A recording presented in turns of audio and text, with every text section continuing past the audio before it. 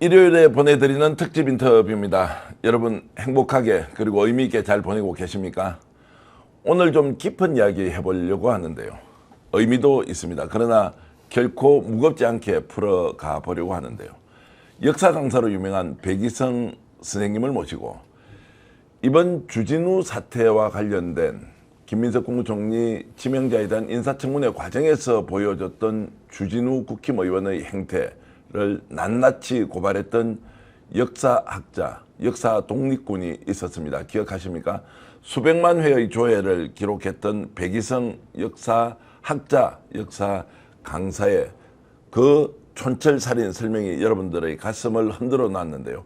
오늘 직접 모시고 백이성 선생님이 어떤 분인지 또 왜 주진우 문제를 다루었는지 이재명 대통령에 대해서 어떤 평가를 하고 있는지 직접 말씀 들어보겠습니다. 어서 오십시오. 안녕하십니까. 반갑습니다. 네. 호응해 주셔서 고맙습니다. 이렇게 또 모실 말씀. 수 있는 기회를 주셨습니다. 불러주셔서 정말 감사합니다. 아이고. 예. 역사 독립군이라는 말씀을 하시더라고요. 백이성 역사 독립군. 예, 예.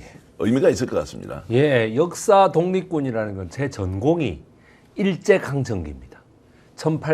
1873년부터 고종 황제의 즉위 때부터 지금까지 예. 한국 근현대사를 주로 전공하고 있습니다. 예. 그렇기 때문에 저는 언제나 역사 독립을 외치는 심정으로 하고 있습니다. 왜냐하면 우리는 통일이 되지 않았습니까? 예. 예, 예.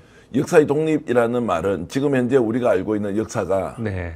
주체적이지도 독립적이지도 않다 이런 예, 의미입니까? 전혀 그렇지 않습니다. 그렇습니다. 우리나라의 역사는 노론 세력들이 사도세자 이후로 계속해서 왜곡되어 온 역사입니다. 자, 구체적으로 좀 말씀해 주시면 어떤 겁니까? 노론에 반대되는 건 소론이죠. 예. 예, 그 소론을 핍박하면서 그러니까 상대방을 인정하지 않고 상대방을 끊임없이 몰아내야 될 사탄과 적으로 간주해가지고 끊임없이 핍박하면서 적으로 만들어 온 역사가 되겠습니다. 예. 우리나라가. 이제는 그게 뭐야? 북한 빨갱이가 된 거예요. 예. 예. 그러니까는 이 증오와 이런 배제의 역사를 우리가 언제까지 배워야 되는가? 역사를 그렇게 놓고 배운다는 건 우리가 미래를 그렇게 재단하는 것과 같습니다. 네. 따라서 저는 역사 독립을 외치면서 역사 통일, 역사 통합을 자꾸 외치고 있는 것입니다. 근데 지금은 오히려 백이성 이제 선생님 강사 독립군께서는 예. 윤석열 내란 세력에 대해서 끊임없이 비판하지 않습니까? 네, 네, 그렇습니다. 주진우 의원에 대해서도 엄청난 네. 강력하게 이렇게 비판을 하셨는데 네, 그렇죠. 그거는 통합하고 좀 거리가 먼 거 아니냐 이렇게 질문을 그거는 왜 그러냐면 그 사람들이 먼저 우리를 공격했거든요. 예. 그 사람들이 먼저 깨어있는 시민 세력들을 나쁜 놈이라고 몰아붙였기 때문입니다. 네. 반국가 세력, 여러분 기억나시죠? 반국가 세력이라고 몰아붙였기 때문에 그거에 대해서 똑바로 잡자 이거예요. 그러니까 그거를 왜 똑바로 잡고 그 길을 제대로 처벌하고 그렇게 해서 나아가는 것만이 진정한 통합입니다. 자, 역사 독립군으로서 그러면은 예, 예. 역사 독립군으로서 역사적 통합이라는 것은 어떤 의미입니까? 일단 본론으로 들어가기 전에 이제 네. 여기에 대한 기초 지식을 좀 일단 정리를 하고 갔으면 좋겠는데. 네. 깨어있는 시민 세력을 깨어있는 시민 세력의 정당한 비판, 합법적인 조치 이런 것들을 자기의 권익에 맞지 않다고 해서 무조건 배제하고 나쁜 놈들이라고 하고 합법적을 가장한 권력을 통해서 이거를 죽이는 형태. 예. 이런 것들을 모조리 비판하고 나오는 것이 역사의 진정한 통합입니다. 자, 그러면 이제 기득권이 가지고 있는 네네. 대중의 이런 조직된 의사를 무시하는 것들을 무조건 깨야 한다 이런 네네, 말씀이고요. 그렇습니다. 그리고 그걸 은폐하는 노력까지도 깨는 것이 역사의 통합 움직임이라고 볼 수 있습니다. 보통 이제 우리 백이성 선생님을 부를 때 어떻게 부릅니까? 독립군이라고 부릅니까? 강사님이라고 부릅니까? 아니 뭐 선생님이라고? 보통은 강사님이라고 강사님이라고 부르고요. 부르고요. 뭐 선생님이라고 부르는 사람도 있고 최근 들어서 역사 독립군이라고 많이 불러주십니다. 예, 그럼 저는 어떻게 불러드리는 게 좋겠습니까? 예, 선생님이라고 불러주세요. 선생님이 배 선생님께 그런 질문 좀 드리겠습니다. 그럼 왜 역사를 통해서 이렇게 대중을 만나려고 하느냐? 뭐 예를 들어 학자의 길로 갈 수도 있고 강의를 하거나 또 직장 생활도 뭐 하실 수 있고 서울대 국사학과 나오셨던데 네네. 왜 이 역사라는 이 이제 키워드를 가지고 대중을 만나려고 하는 삶을 선택했습니까? 그것은 돌아가신 저희 할머니의 영향이 예. 가장 컸습니다. 저희 할머니께서 1944년부터 1947년까지 몽양 여운형 선생의 정무비서관을 지냈습니다. 근준 건국준비위원회. 예, 건국준비위원회. 그 20살, 21살, 22살, 23살 요때였거든요. 예. 그러니까 그때의 몽양 선생이 역사를 너무나 좋아하시는 소론 집안이었던 거예요. 예. 그래서 뭐냐면 노론에 의해서 끊임없이 핍박당하는 소론의 역사를 그때부터 우리 할머니가 몸으로서 잘 배워가지고 예. 저한테 많이 알려주셨죠. 이거는 저희 아버지가 일찍 돌아가셨기 때문에 네. 76년도에 돌아가셨기 때문에 저를 엄마처럼 키웠거든요. 네. 그래서 저에게 역사 이야기를 늘 뭐 진짜 자다가 네. 정말 베갯머리 송사처럼 저를 데리고 같이 주무시면서 늘 해주시던 그 역사 얘기가 가슴에 남아가지고 그거를 가지고 논문을 쓰는데 제가 대학원에서 배척을 당했습니다. 네. 네, 사도세자 이거 가지고 막 각주를 좀 다는 데 있어가지고 안 된다, 이거 쓰지 마라 이래 돼가지고 아니 나는 써야 되겠다. 그러니까 뭐냐, 아니 이거 안 된다. 왜 그러냐면은 그 자기 그 교수의 이른바 그 선생님들을 전부 다 친일파로 몰아붙이는 네. 각주였기 때문에 이거 안 된다 말이죠. 그랬는데 어떻게 되냐면 저는 절대 양심을 포기할 수 없다 이러면서 제가 대학원에서 나오게 됩니다. 따라서 제가 교수로서 자리를 잡지 못합니다. 따라가지고 교수로서 제가 자리를 잡았다면은 한 대학의 한 과에서만 제가 얘기를 하고 말았겠죠. 네. 그런데 자리를 잡지 못하면서 오히려 유튜브라는 세계를 만나가지고 제가 유튜브에서 논리적으로는 제 채널이 전 세계에 공개되는 거 아니겠습니까? 네, 예. 그런 그 채널을 만나게 되고 방법을 만나게 되면서 제 이야기가 많은 분들에게 호소가 된 것 같습니다. 뭐 조회수도 엄청나지만 저도 들어봤을 때 내용이 풍부하기도 하고 야 역사가 원래 이랬나 우리가 지금까지 교과서를 통해서 배웠던 역사는 아유, 그럼 감사합니다. 뭐야? 예. 그럼 우리가 지금 갖고 있는 일반적인 지식 수준의 역사와 네. 실제로 우리가 알아야 하는 역사의 이 간극은 어떤 게 있습니까? 제가 그 5월 달에 예. 5월 24일 날, 5월 30일 날이죠. 제가 74회 한국사 능력 검정을 처음 쳐봤습니다. 예. 그런 객관식 시험을 제가 22살 때 토익 친다고 한번 쳐보고 50에 처음 쳤어요. 예. 그런데 1급을 받았어요. 그러니까 뭐냐. 저는 노론의 역사, 왜곡된 역사도 저는 1급을 받는다는 얘기입니다. 예, 예. 따라서 제가 이 불편한 한국사 제 책에서 주장하는 이러한 다소 불편할 수 있는 역사, 이것도 잘하지만 역사 교과서적인 역사도 잘한다. 예. 이 둘 사이의 간극이 뭐냐? 바로 그 사도세자에 대한 평가. 예. 그 다음에 사도세자 이전의 장희빈에 대한 평가. 그 다음에 사도세자 이후의 정조에 대한 평가. 이런 것들이 다 왜곡돼 있다는 것입니다. 예. 저는 사도세자야말로 현군이고 영조야말로 미친 뭐라고 보거든요. 예. 그런데 우리나라 역사학계는 영조야말로 성군이고 사도세자는 미친 뭐라고 보는 거예요. 네. 따라서 저하고는 완전히 반대입니다. 따라가지고 이러한 어떤 그 역사의 잘못된 관점에서 그때부터 그걸 은폐하기 위해서 나오는 모든 우리나라 언론계, 학계 이런 데에서의 그런 잘못된 왜곡된 관점이 오늘날 저와 이런 학계의 차이를 나타내는 게 아닌가 생각을 합니다. 자, 그런 이제 문제 제기가 우리가 지금 모르던 역사에 대한 확인이기도 하고 또 바라보는 관점이 다양화되어 있다 이렇게 이제 네네, 정리를 할 수 있는데 예. 자, 대중들이 이렇게 호응하면서 백이성 선생님에 대해서 야 정말 잘한다 시원하다 이렇게 또 평가하는 이유는 뭔 것 같습니까? 아무래도 그 저의 이런 여러 가지 이야기들이 좀 사람들이 생각할 때 그동안 저건 왜 저렇지? 저건 도대체 왜 저렇지라고 좀 어물쩍 넘어가던 거를 네. 정확하게 제가 짚어주기 때문이라고 생각합니다. 예. 제가는 가장 대표적인 예로 제가 다른 유튜브 방송에서 얘기했는데 6월 6일 날에 우리가 6월 6일이라면 무슨 날입니까? 현충일이죠. 현충일이죠. 예. 왜 6월 6일이 현충일입니까? 뭐 나라가 정해놨으니까 현충이라고 생각하고 아니 있는데 그러니까 예. 다른 날은 예. 다 자 7월 17일 제헌절 제헌절. 이러면은 왜 제헌절이냐? 헌법을 헌법을 만들었으니까 사람들이 누구나 초등학교만 나오면 다 압니다. 예. 사람들이. 근데 현충일은 왜 6월 6일이 현충일이지? 그거는 모릅니다, 사람들이. 조국과 민족을 위해서 목숨을 바친 선조들 뭐 이런 분들을 기리는 그런데 나라니까. 제가 이거를 뭐냐 하면 6월 6일이 무슨 날인지 아느냐? 1949년도 6월 6일이 반민특위가 깨진 날이다. 이승만이라는 사람이 초대 대통령을 하면서 장경근, 뭐 박마리아 이런 애들을 시켜가지고 노덕술 이런 애들을 시켜가지고 반민특위를 포갑적으로 해체한 날입니다. 김상덕 위원장이 잡혀간 날입니다.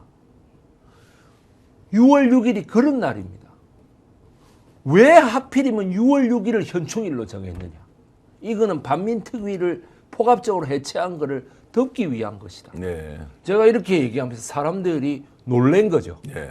놀래면서 아주 그 반론이 많이 제기되고 막 근거를 대라 막 이런 식으로 하고 조선일보 같은 데서는 신문 기사까지 냈습니다. 역사 강사 배모 씨 마음대로 막 역사를 강의한다고 막 이런 식으로 신문에 기사까지 내고 이렇게 되면서 그런 어떤 강력한 그러니까 조선일보가 그렇게 나온다는 거는 제가 기득권에 세게 부딪혔다는 거거든요. 예. 바로 그러한 것이 사람들에게 있어서 속이 후련하다. 뭔가 좀 시원하다. 이런 어떤 그 대체 역사긴 한데 저거를 좀 기득권에 의해서 은폐됐던 역사를 제대로 말해주는 사람이 한 사람 나타났다. 이런 어떤 반응이 아닌가 네. 생각을 해요. 예. 그 조금 뭐 불편하게 질문 한번 드려보겠습니다. 그 뭐 소위 말하는 먹물들은 싫어하겠네요. 제도권 레거시 이런 데서는 백이성 선생님을 보는 예. 시각이 저 무슨 돌출이 있느냐, 저 뭐 동교태야 뭐 이렇게 저렇게. 예, 뭐 저한테 옛날에 그 제가 태국 방콕으로 예. 결혼을 하고 나서 예. 바로 국제학교 선생으로 날아갔는데 예. 그때 날아가면서 제 뒤에 그런 말 하는 선배도 있었습니다. 저놈의 자식이 이제 우리나라에서는 말줄이 막혔다 이 말이죠. 예. 예. 저놈 자식을 저렇게 이제 외국 보내기 때문에 우리는 이제 괜찮다. 네. 저 시끄러운 놈이 이제 외국을 간단 말이죠. 예. 네. 그랬던 경험도 있습니다. 그 선배가 지금 국내 유명 대학에서 다 교수하고 있습니다. 예. 예.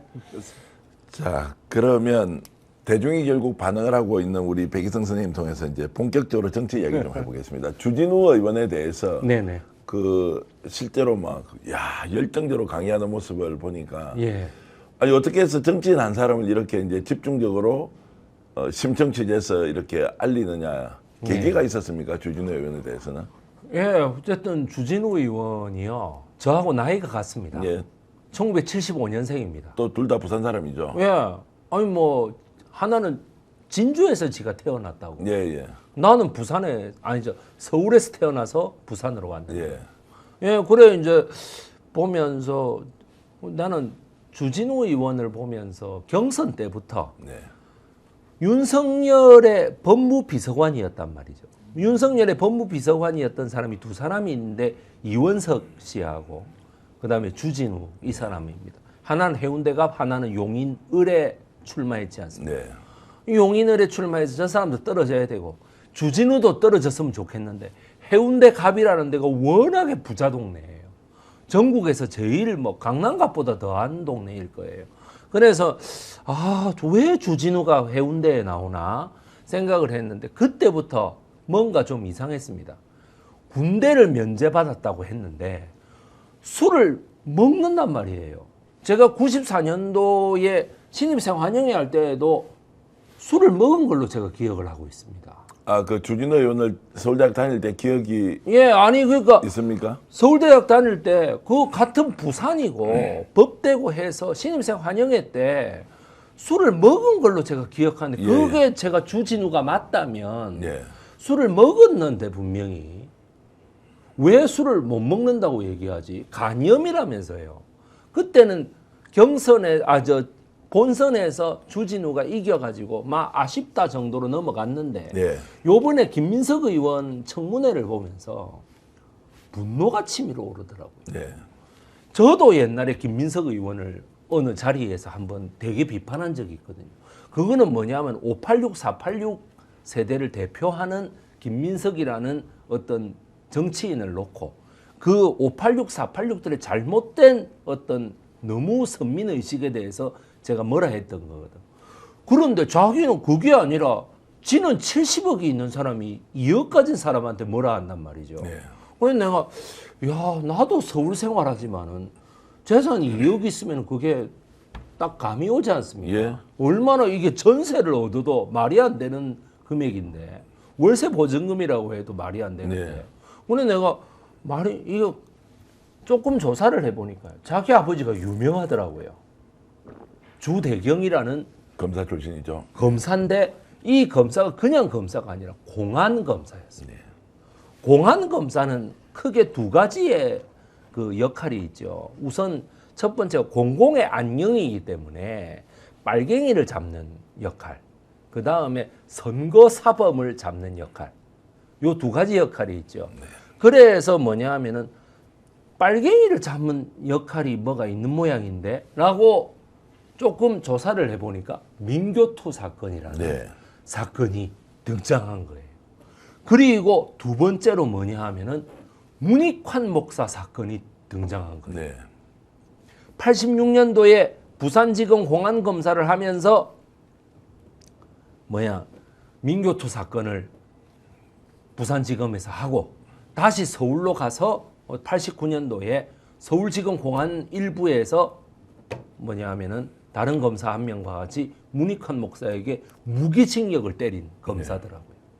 이거는 나는 용서 못하겠다. 네. 자기는 그래 놓고 자기를 의혹을 제기하는 우리 국민들이 공직자인 주진우 의원에게 왜 의혹을 제기 못합니까? 의혹을 제기해서 자기가 억울하면 합법적으로 자료를 제시하고 내가 당신들의 의혹이 틀렸어라고 해명하면 됩니다. 네. 그러면 어떻게 돼? 내가 잘못했다라고 나는 사과 방송하면 되는 거예요. 그건데 사실이 아니다 의혹이다라고 얘기했는데 법적인 조치를 하겠다. 사람들에게. 그래 내가 왜 법적인 조치를 하느냐? 네가 검사 출신이라서 법적인 조치를 하겠다는 거 아니냐? 해결 방법을 그거밖에 모르니까.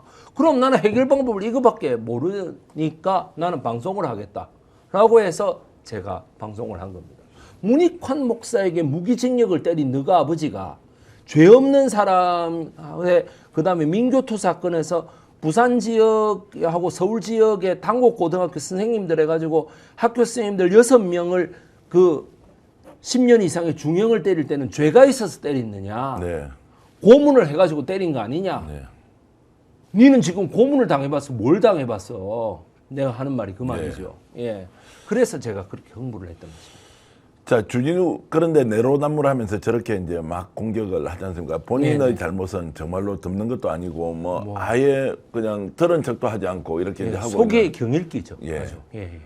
왜 그렇습니까? 어떤 인물의 유형이기 때문에 본인의 문제를 쳐다보면 타인의 문제를 얘기할 때 어느 정도 비교를 해서 이렇게 비판을 하든 평가를 하지 않습니까? 네네. 주진우라는 정치인은 그것이 근본적으로 안 되는 것이다. 아니면 지금 현재 정치 상황이 공격만 해야 되는 이런 필요성이 있기 때문이다. 이런 부분은 어떻게 보십니까?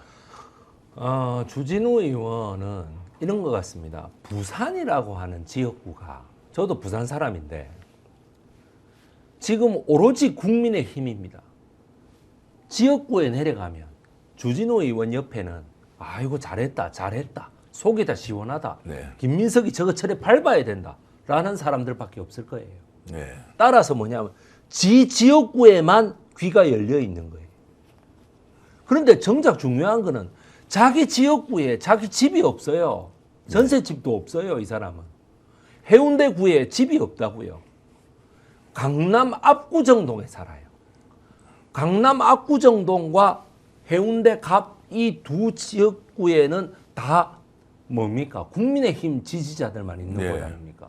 그러니까 다 뭐 SNS에서 뭐라고 얘기하든 내가 사는 곳과 내 지역구에 가면 다 나를 칭찬하고 잘했다고 한다. 네. 이는 심리죠. 자, 좀 따져보겠습니다. 일단 해운대구에 본인 집이 없다는 것은 해운대 지역구 활동할 때는 그럼 어디서 잡니까? 모르겠습니다, 저는. 저 주소를 둔 자기 본인 아니, 나무위키를 찾아봐도요. 예. 없어요. 부산이 지역구인데 서울 압구정동밖에 없어요, 주소가. 통상적으로는 지역구 국회의원은 그 지역구에 이제 주소를 두고 그 그러니까 전세 아파트라도 하나 얻어가지고 있지 않습니까? 한 표라도 이렇게 행사를 해야 되겠죠. 그 주민에 대한 예의가, 유권자에 대한 예의가. 유권자에 대한 예의가 하나도 없는 거예요. 근데 그것은 이제 확인이 되지 않았고 어쨌든 나무위키에 찾아보니까 그런 게 없더라. 예, 그리고 유튜브나 신문 기사에도 예. 뭐 부산 해운대구에 집이 없어요. 해운대구에 계시는 그 유권자들은 만약 이게 사실이라면 예. 굉장히 관용하는 이런 마음이 넓어지네요. 아이고. 지역구 국회의원이 그 지역구에 주소가 없어요. 예, 주소가 없어요. 강남 압구정동이 다예요. 예, 그렇게. 그러면 강남갑에 나오지 왜 해운대갑에 나옵니까? 자, 요건 이제 확인을 한 번 더 해보기로 하고 예, 어쨌든 이제 그런 오해를 받고 있다면 만약에 예. 주소가 있으면 빨리 나무위키나 이런 기본정보 제공에 예. 부산에 주소를 두고 있다는 걸 올려놔야 할 거고요. 만약 그것이 아니라면 없어요. 본인이 해명은 저는 해야 된다는 예, 생각이 그렇습니다. 드는데. 자, 그러면 이제 주진우 의원이 그 문제 제기를 하고 지역구에서는 야, 주진우가 그러면 저렇게 말할 수 있다라고 하면 그 이제 네. 전제 조건이 하나 있습니다. 뭐냐면 예. 주진우 의원이 갖고 있는 재산 70여억 원. 예. 본인의 아들이 이제 만 20살, 만 19살, 와, 그런데 8억이 8억 가까운 현금을 지금을 예. 해놓고 있다는 것을 예. 그 유권자들은 네. 인정할 수 있다. 아, 이해한다. 뭐 원래 있는 집 애들은 다 그런 거 아니냐라고 할까? 예. 아니면 이것은 그냥 못 본 척 해줄까? 예. 어떻게 보십니까? 유권자, 주진우를 인정하는 유권자들은 어떤 생각일까에 대한 질문을 좀 드리고 싶은데요. 아, 우선 오늘 저희가 이제 녹화 방송을 하지 않습니까? 이제 금요일이죠, 오늘. 예, 아침. 예. 금요일 아침인데 제가 오늘 저녁에 부산에 내려가서 강의를 합니다. 예, 부산에 내려가서 강의를 하는데 그 강의 주체가 해운대구입니다. 예, 주진우 때문에 여는 강의입니다. 이게. 예, 예. 부산의 민주주의를 꼭 다시 찾자라는 강의인데 사실상 주진우를 좀 비판하기 위한 강의입니다. 네, 그러니까 뭐냐면 부산의 해운대구도 저번 총선 때 작년 총선 때 뭐냐면 53% 정도의 국민들이 주진우를 찍었습니다. 예, 47%의 국민들은 홍승권 후보라는 민주당 후보를 찍었습니다. 지금은 홍승권 후보가 아니라 다른 분이 지금 지역위원장을 하고 계신 걸로 네. 알고 있는데 이렇게 되다 보니까 40몇 %라면은 대표님 이게 적은 숫자가 아니지 않습니까? 네. 40몇 % 분들이 다 저한테 연락을 주고 계세요. 네, 뭐 전부 다라면은 좀 과장된 말이겠습니다만 많은 분들이 저에게 연락을 주죠. 부끄럽고 쪽팔려서 못 살겠다. 정말 부끄럽고 쪽팔려서 못 살겠다. 어떻게 해서 이런 사람이 우리 대표란 말이냐. 네, 자기네들은 부산의 대형 고등학교를 졸업해서 뭔가 서울법대를 나오고 사법고시를 붙었고 그것도 4학년 때 붙었고 네. 대학교 4학년 때. 그 다음에 또 저기 뭐 겐트 대학교인가 뭐 어디에 또 유학을 갔다 왔고 네. 뭐 이래가지고 검사를 했고 뭐 대통령 비서관을 했고 이래서 보지도 않고 찍었대요. 예, 보지도 않고 찍은 50몇 %의 분들 중에 부끄럽고 쪽팔려서 못 살겠다라는 분들이 지금 계시는 거예요. 예, 예, 아니 이런 사람인 줄 몰랐다는 거죠. 예. 그랬는데 어떻게 돼? 요번에 하나하나 드러나는 게 아니 나는 당연히 뭐 여기 해운대에 전셋집이라도 있을 줄 알았죠. 아무것도 없더라는 거예요. 그 다음에 재산은 또 울산 달동에 있더라는 거죠.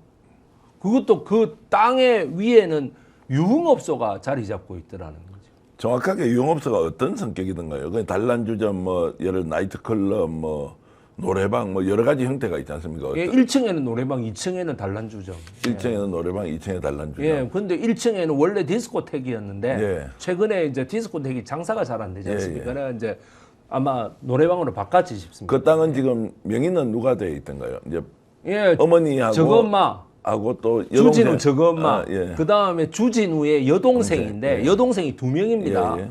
두 명인데 첫째 여동생입니다. 이 첫째 여동생이 판사 판사를 했어요. 예, 판사 출신이죠. 판사를 그 서울법대 주진우 후배예요. 예. 그래 판사를 하다가 작년 9월 달에 김앤장 변호사로 갔어요. 예.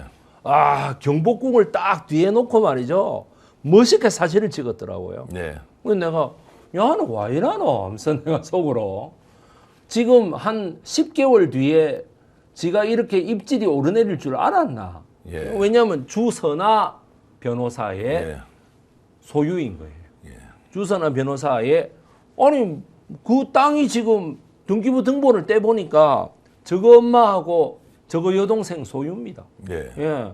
그래서 뭐냐면 아니 판사 생활을 그렇게 오래 했으면서 유흥업소를 가지고 있었다고요. 그러면 그 땅은 지금 이제 그 주진우 의원의 모친과 여동생인 지금 변호사, 예. 조선아 변호사가 가지고 있는 거예요. 예, 예, 그렇죠. 공동 소유. 자, 그것도 그러면 정해를 받았을 가능성이 높겠네요.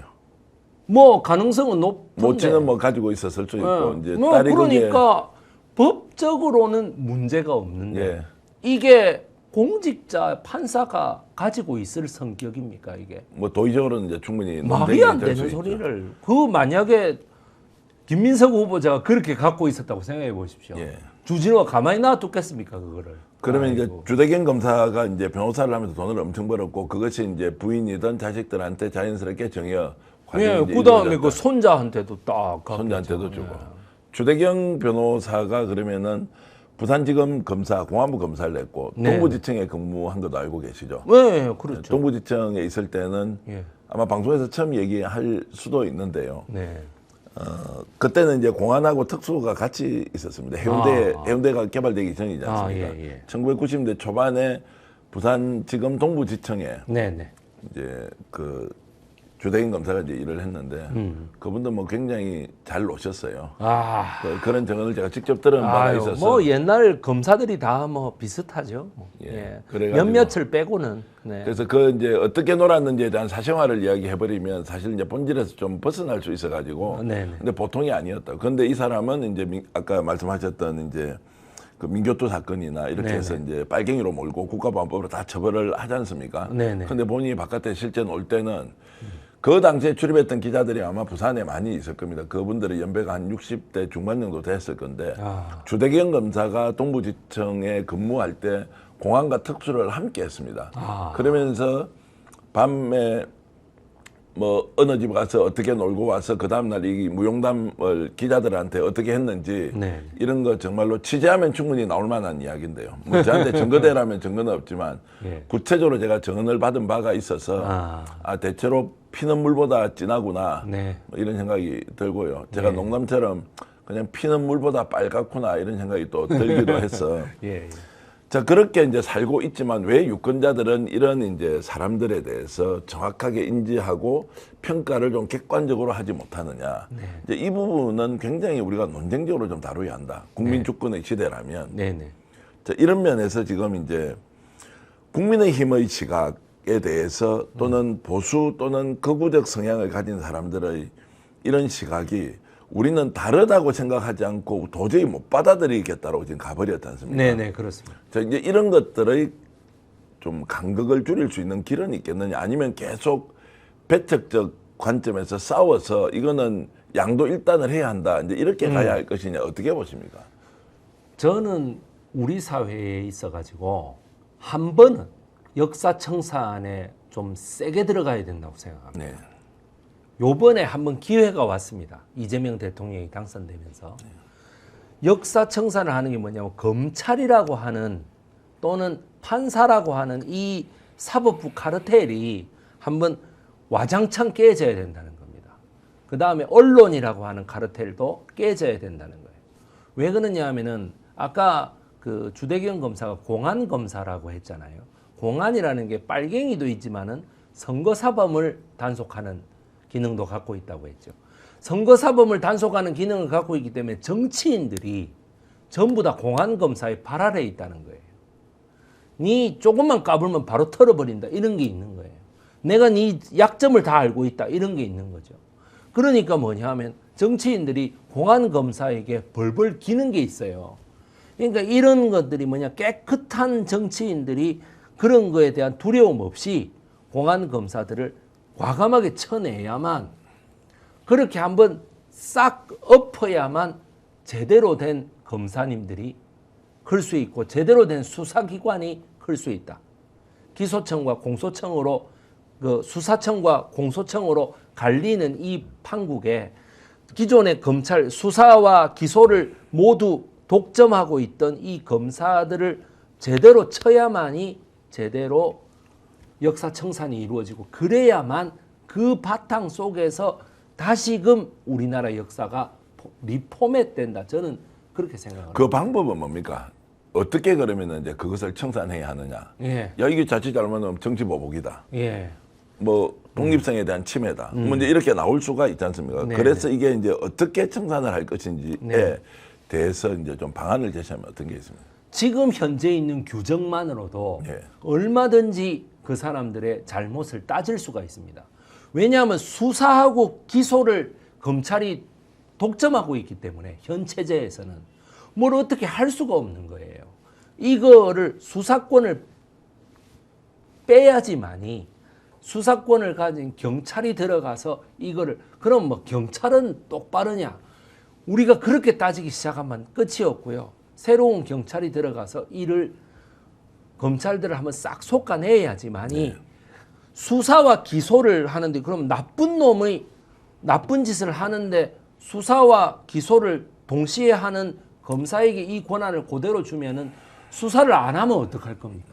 지금까지 계속 그렇게 해왔지 않습니까? 혹은 수사를 해도 기소를 안 하고 계속 직위원이처럼 무죄를 주면 어떡할 겁니까? 아니면 석방해 주면 어떡할 겁니까? 그러니까 어떻게 하냐면 수사권을 빼들어야 된다.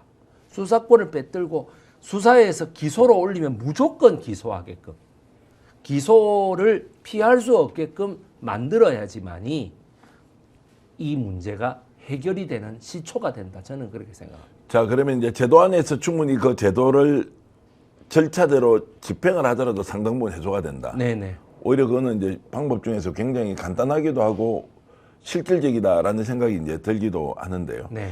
자, 그러면은 이제 이 검찰의 본색을 우리가 다 알았습니다. 네. 그럼 여기도 공직자지 않습니까? 네. 국가기관이지 않습니까? 네. 우리가 알고 있는 통념으로는 네. 국가기관이나 공직자는 어떤 사실이 드러나고 비판을 받기 시작하면 움츠리고 네. 아, 뭔가 이거 교정도 해야 되겠다, 수정을 해야 되겠다, 네. 이렇게 하는데 네. 유독 대한민국 검찰은 네, 네. 지금 현재 보이는 모습은 윤석열, 김건희에 대해서는 네. 너무나도 관대할 정도가 아니라 아예 불법을 그냥 용인을 하고 네. 이쪽에 대해서는 너무나도 가혹할 정도로 300번, 400번씩 압수수색을 해버립니다. 네, 네, 그렇습니다. 그런데도 국민이 비판하는 것에 대해서 얼굴색이 안 바뀌고 네. 부끄러워하지도 않고요. 오히려 더 드러내서 본인이 가지고 있는 법 집행권을 남용을 하고 있는 이런 이제 공직자 또는 수사기관의 모습은 어떻게 지금 생각하십니까?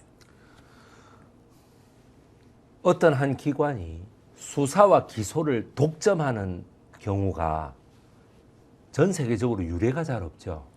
그만큼 우리 사회는 사법고시에 합격했던 검사, 판사들에게 유례 없는 특권을 준 거예요. 말 그대로 사법고시야말로 과거 시험이다라고 생각했던 거죠. 그래서 뭐냐 하면은 검찰청, 이 판사, 법원 옆에 검찰청이 동일한 규모로 항상 이렇게 예, 있지 않습니까? 그게 뭐냐 하면은 우리는 동일하다 이거거든요. 왜냐하면 검사는 행정부 공무원인데 공무원이라고 생각 안 하고 저는 특권 계급이라고 생각하는 거예요.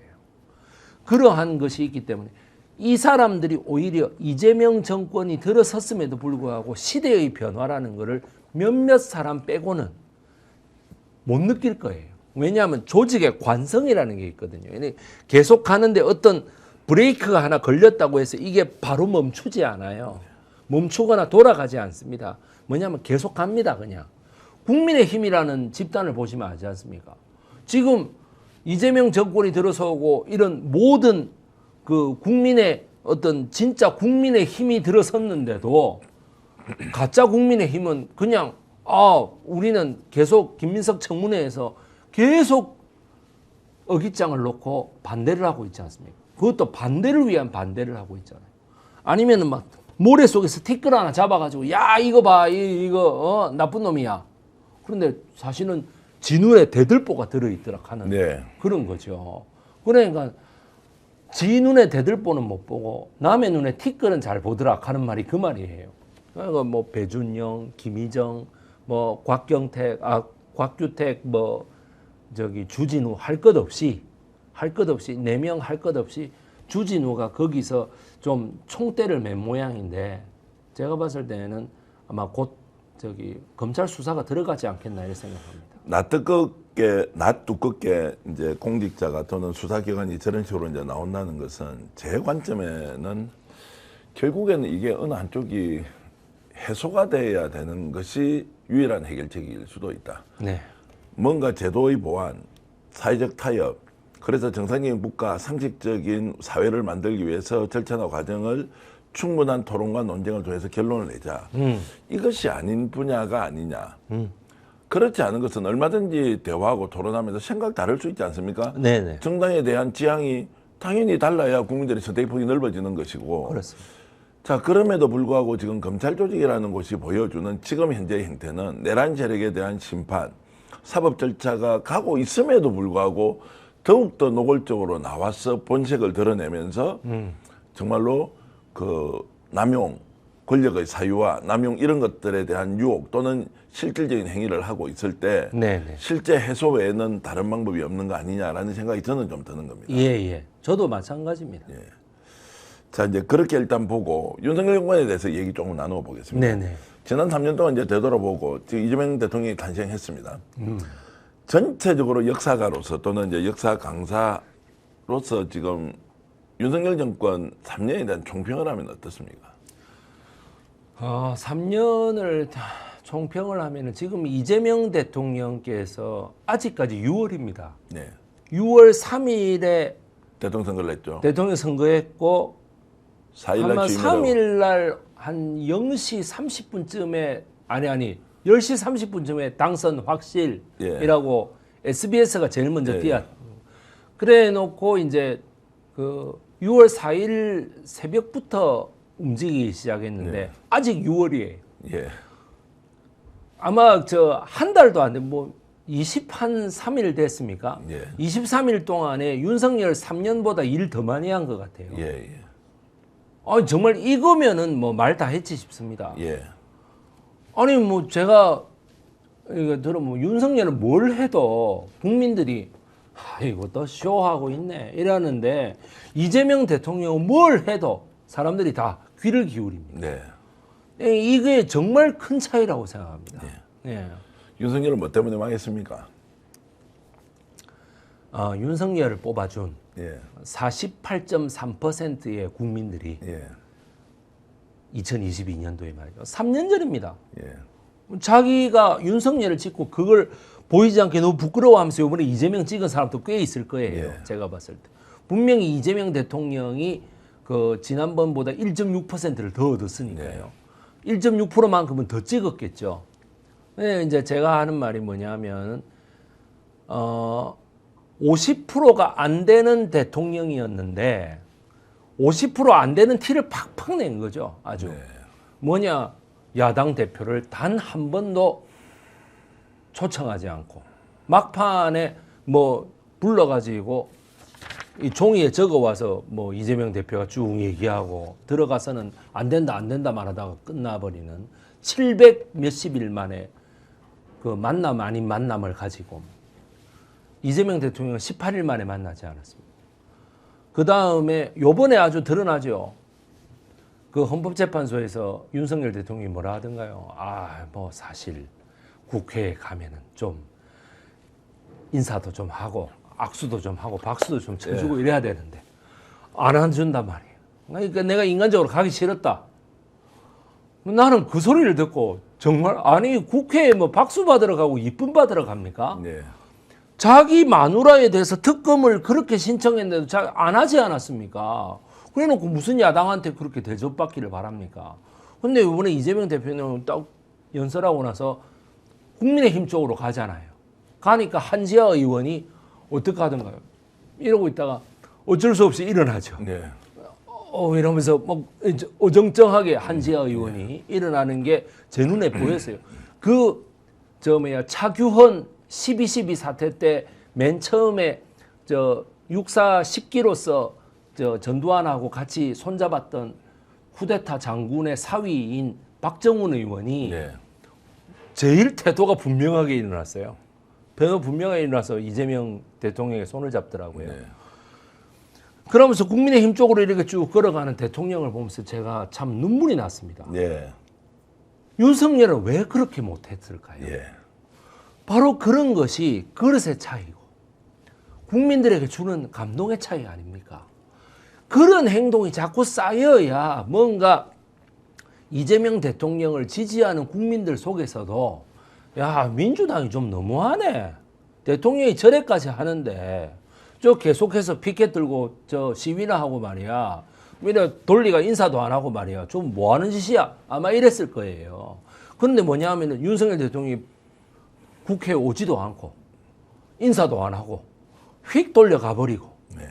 그런 식으로 하면은 더불어민주당을 지지하는 47.8%의 국민들과 국민들은 물론이요. 그 48.3%의 윤석열을 지지하던 국민들 속에서도 중도층은 돌리는 거예요. 2%만 등을 돌려도요. 당선이 바뀌어요. 요번에 그걸 증명했다고 봅니다.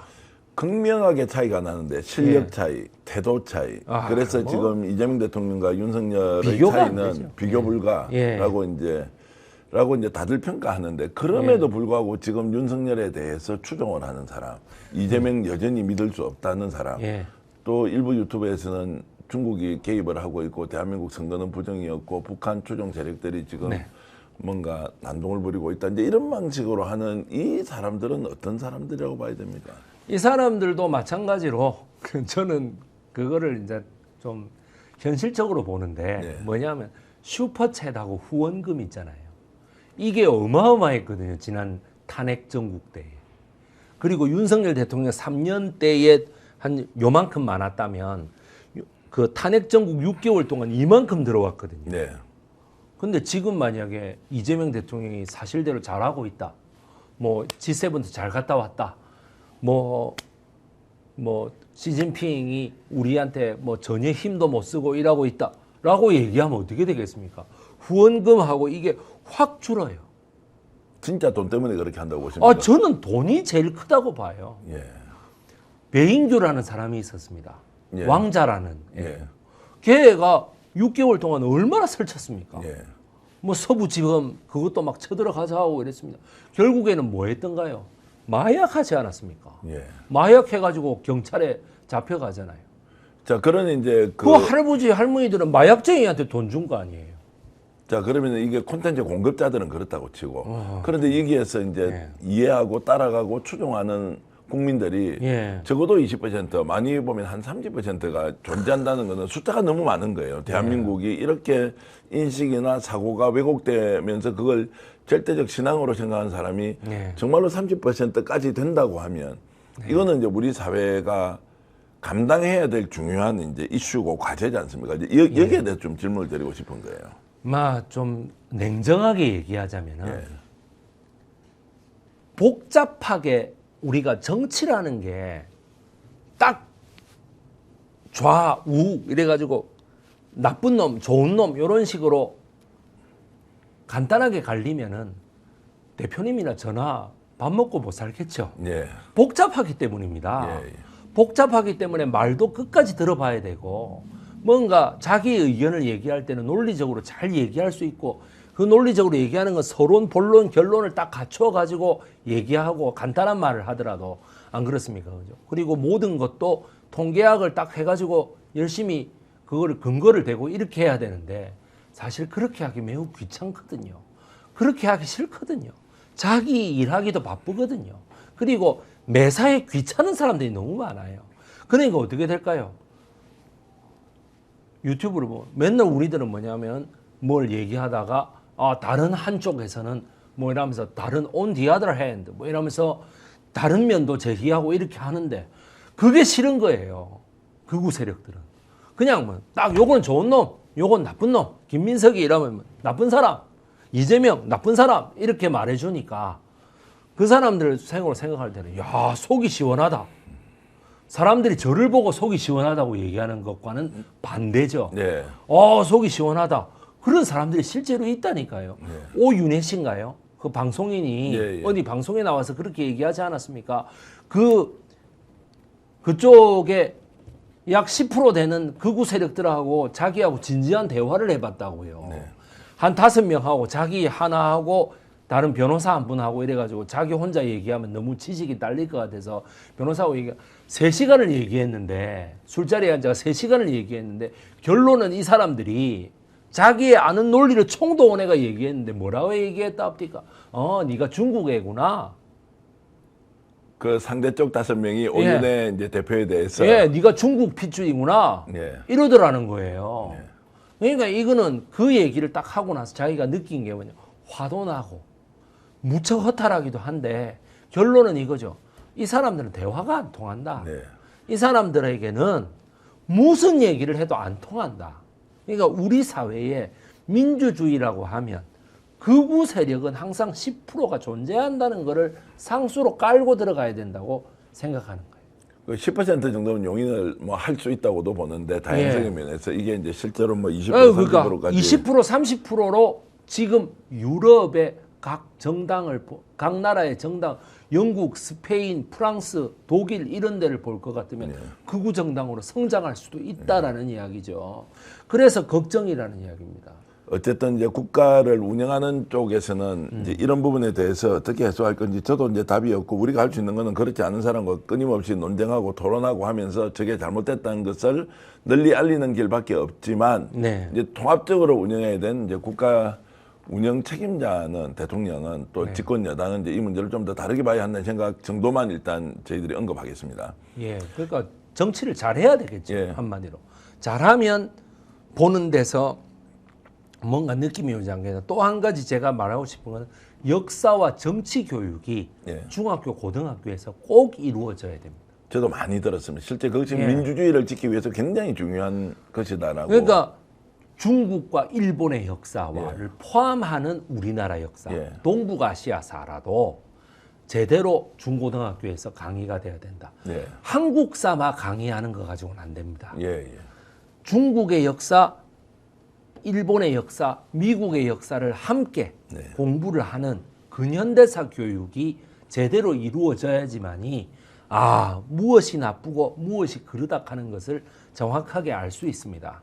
이때까지 우리나라가 이렇게 역사에 대해서 폭을 넓혀서 그 모든 학생들에게 정규 교과목으로 가르친 역사가 거의 없습니다. 예. 우리나라가. 예.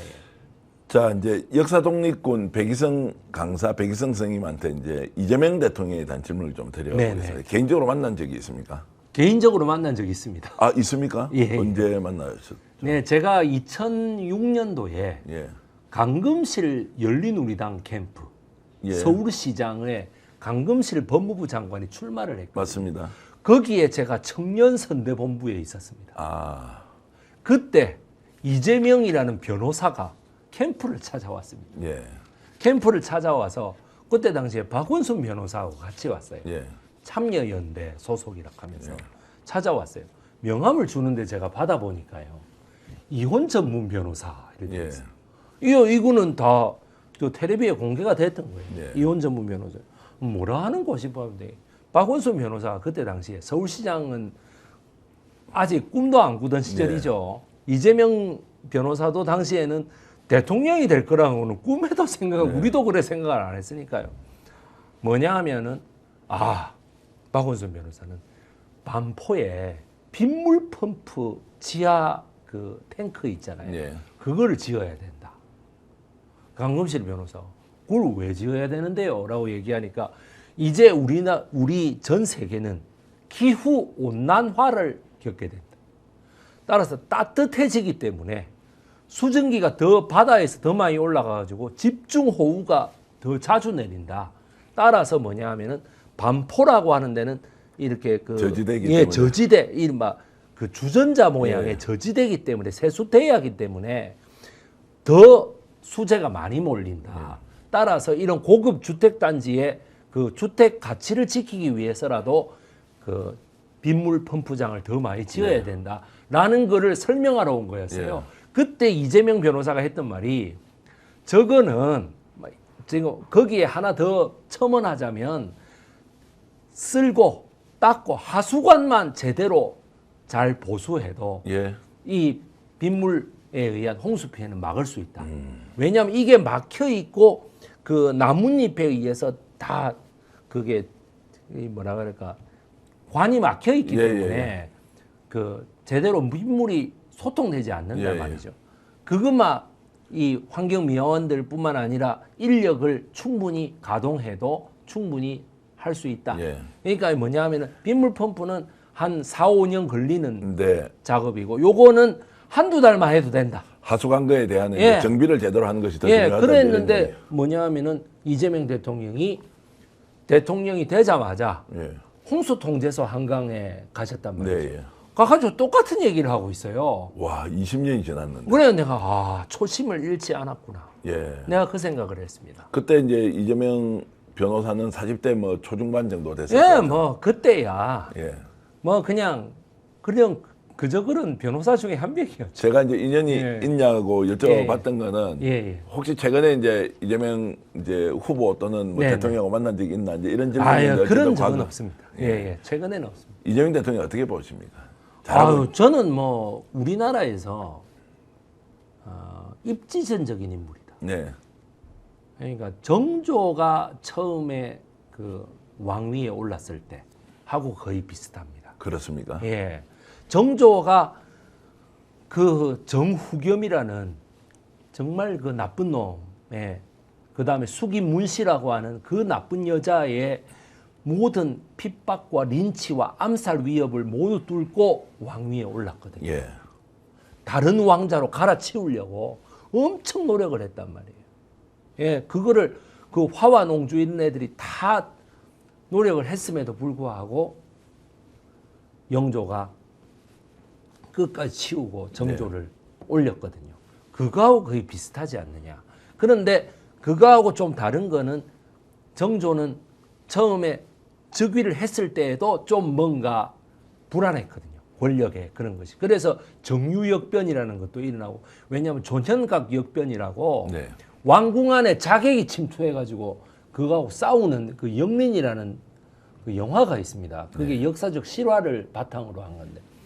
그런데 이 이재명 대통령은 여소야대가 딱 돼 있다가 야대가 여대야소가 돼서 정확하게 자기가 원하는 정치를 할 수 있다는 예, 그런 조건도 그런 예. 것이 가장 큰 차이죠. 예. 예, 그래서 이재명 대통령은 검찰이 그렇게 죽이려고 애를 썼는데 윤석열이가 그렇게 없애려고 애를 쓰고 이낙연이가 그렇게 죽이려고 애를 썼는데도 끝까지 그 모든 거를 버티고 살아남아서 여기까지 온 것만 해도 저는 대단한 거라고 생각합니다. 자, 그러면 이제 외부 환경으로만 먼저 예. 좀 국한해서 질문을 좀 드리면 역대 지금 조선 시대의 임금 예. 그리고 이제 근대사 그리고 현대사 통틀어서 지금 리더십 유형이나 대통령 국정 운영 이런 걸 보면 가장 뛰어난 인물로 역사에 기록될 만하다 이렇게 보십니까? 예, 저는 이게 한 10년 뒤에는 예. 역사학자들이 건드릴 거예요. 예. 이 이재명 대통령의 이거를. 예. 이재명 대통령이 앞으로 큰 본인의 실수만 없다면 예. 앞으로 큰 본인의 실수만 없다면 이 즉위의 과정, 그러니까 즉위라고 해서 좀 그러는데 대통령에 당선되는 과정이 아마 역사책으로 나와도 아마 굉장한 히트를 칠 겁니다. 영화로 대작될 그런데 저는 직업적 이제 일종의 관성으로 예. 이재명 대통령의 원래 이제 진면목을 알고 있거나 또는 지금 드러나고 있는 걸 해설하는 사람들이 네. 윤석열과 비교하면 비교 불가다. 그 비교가 실제 안 되지 않습니까? 네. 근데 이것은 평소에 가지고 있는 백이성 역사학자가 네. 봐라 정치적으로 경도대에 있었으니까 원래 당신은 민주당 편이고 원래 이재명 편이고 원래 뭐 주사파 빨갱이 다 좋아했던 너희들이 이제 정권 잡았으니까 네. 좋다고 이렇게 축켜 세우고 옹호하는 거 아니냐라고 비판하는 것이 꼭 제 귓가를 막 맴돌고 있는 느낌입니다. 댓글로. 왜냐하면 우리가 네. 지금 이 이제 유튜브 논평을 댓글로. 하면서 예, 예. 예, 논평을 하면서 실제 이재명 대통령이 너무 잘한다. 네. 객관적으로 잘한다. 네. 라고 이야기를 하지만 결국 너희들은 한패였으니까 네. 잘한다고 이렇게 칭찬해 주는 거 아니냐라고 이렇게 비판을 할 수도 있겠다는 생각이 드는데 네. 이 부분에 대해서는 좀 더 균형감 있게 말씀을 해 주시면 이재명 대통령에 대한 그런 평가 네, 네. 주관적이지 않습니까? 제가 아파트에 살고 있는데요. 저희 아파트 15층에 아주 유명한 태극기 어르신이 한 분 있습니다. 그분이 작년 12월 3일 날 밤에 11시에 우리 큰딸애가 편의점에 뭐 사 먹으러 가는데 네. 너가 아버지 안 잡혀갔냐고 라고 말할 정도였어요. 네. 그 계엄령이 아직 해제되기 전에 네. 너가 아버지 안 잡혀갔나? 라고 말할 정도로 너가 아버지가 좀 약간 빨간물 든 사람 아이가 뭐 이런 식으로 얘기할 정도로 아주 지독한 어르신이에요. 76세 된 어르신. 네. 이분이 어제도 저한테 그럽니다. 김민석이가 미 문화원 점거한 폭력적 주사파인데 이런 사람을 총리로 쓰고 너희들이 편안할 것 같냐고. 저는 매일매일 그분의 비판을 듣고 삽니다. 네. 그러니까 좀 더 객관적으로 얘기해봐. 그럼 내가 이렇게 얘기합니다. 자, 이재명 대통령이 전과 사범이다. 좋아. 전과 사범인데 그 사범이 다 뭐냐 하면은 지금 대장동이고 뭐 공직선거법 위반이고 대북 송금이고 간에 전부 다 뭐냐면 객관적인 검찰, 어르신이 그토록 좋아하는 객관적인 검찰, 객관적인 판사들이 다 결정을 내려가지고 한 거 아니냐. 이보다 더 객관적인 게 어디 있습니까, 그러면? 아니, 합리적 기준에 의해서 헌법 84조에 의해서 다 소추되지 아니한다 해가지고 다 했는데 그걸 가지고 왜 그럽니까? 라고 얘기하면은 할 말이 없어요. 저는. 이렇게 욕하는 거 외에는 할 말이 없어요. 그런 건 이제 비난이죠. 네. 비판이 아니죠, 그거는. 그러니까 뭐냐면 저는 비판에는 귀를 기울이는데요. 비난에는 저는 귀를 기울이지 않습니다. 네. 그러니까 뭐냐면 댓글러들이 막 좌빨이 어쩌고 저쩌고 이래가지고 하는 거에 대해서는 저는 별로 신경 쓰지 않는다는 거를 말씀드립니다. 그러니까 막 그런 이제 논쟁이 있을 때 결국에는 본인에게 마음에 안 들면 너희 뭐 중국 사람이나 야 원래 너 뿌리가 중국이야 뭐 이제 이렇게 하는 방식에 대해서는 어쨌든 타협의 여지가 없다는 걸로 이제 제가 이해를 하겠습니다. 이재명 대통령을 지금 역사학자가 이렇게 봤을 때 네. 실제로 어떤 리더십 유형입니까? 예를 들면 아까 정조를 비교해 주셨는데 네. 역사적 인물 중에서 지금 이재명 대통령이 가지고 있는 저런 성정, 특징, 특색들을 종합적으로 고려했을 때 이 사람과 굉장히 유사하다 또는 이 사람과 같은 점은 이런 것이고 다른 점은 이런 것이 있다라고 좀 비교를 할 만한 분이 있습니까? 네, 사실은 저희 할머니가 모셨던 몽양 여운영 선생이 다시 돌아왔다. 저는 그렇게 그렇습니까? 보고 있습니다. 어떤 분이었습니까? 여운영 선생. 여운영 선생은 상당한 어떤 자료 수집가입니다. 예. 자기 방에 가면 자료가 어마어마했습니다. 정말. 예. 중앙일보, 지금 중앙일보하고는 완전히 다른. 예. 예, 중앙일보를 운영하기도 했죠. 네. 그 운영하기도 했는데 그 모든 거 일장기 말소 사건을 사실상 몽양 여운영 선생이 일으켰다 할 정도로 네. 그게 뭐냐면 동아일보에 자기하고 다른 신문사지만 동아일보 이길용 기자를 시켜가지고 동아일보에서 그거를 제외시켰단 말이죠. 네. 그거를 제외시키고 다시 그 중앙일보에서 그 다음날 조간에 이걸 제외시켰습니다. 그러니까 동아일보의 그 이길용 기자가 최초고 중앙일보가 되는 그럼 동시에 정관을 맡게 되는 거죠. 그런 식으로 결단력도 있었고 어떤 뭐라 그럴까 철저한 자료에 의거해서 그 사람들을 비판하는 네. 그게 굉장히 강했어요. 네. 그리고 무엇보다도 젊은 사람들을 많이 썼어요. 네.